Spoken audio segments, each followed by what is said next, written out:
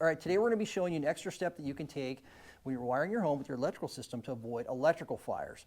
So this is something that code does not require you to do, but it definitely keeps your plugs and outlets from getting too hot. So typical production homes that are built, they don't do what we call pigtailing on your electrical. I've had a house where we plugged in a radiant heater right into an outlet just like this. It's a 15 amp circuit radiant heater. And that thing got so hot that you can see the actual discoloration of the plastic on the front of this. And it also tripped and actually burned up. They had the wire jumping over to the transformer for our doorbell in that house, and it melted that in there. We could not find where this thing was tripped at for quite a while. Originally we thought it was a GFCI that went off, and it was not. And we finally traced it out and found it in that box.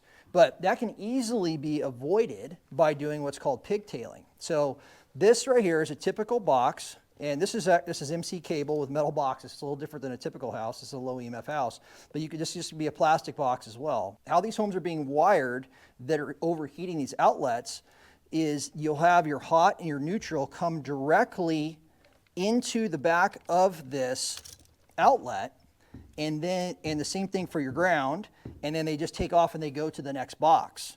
So what the difference is between this right here is we do what it's a pigtail. If you look here, this is a short wire that comes off of the outlet, this neutral, it goes back and it's ganged up with the other neutrals.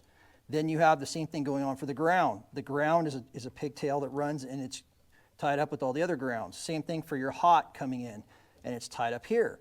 And what this does is it allows the circuit to continue without it going through this outlet. So it's not choked down and resisting and creating heat inside of this outlet, and therefore you don't get the same problems.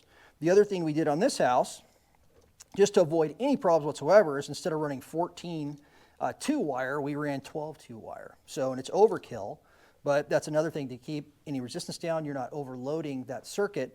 So these are still have 15 amp breakers on them, but we have 20 amp wire that'll handle 20 amps. So really a safe thing to do, it's very inexpensive to do, is just make sure that you spec out that your electrician is going to pigtail all of the outlets in your house so you don't get that hot resistance happening. You have trip breakers, you have things melting in boxes, and potential fires in your house.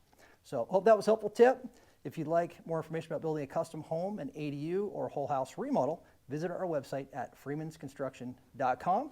And if you'd like help with your real estate needs, go to our real estate company's website at freemansrealty.com. Thanks again for watching.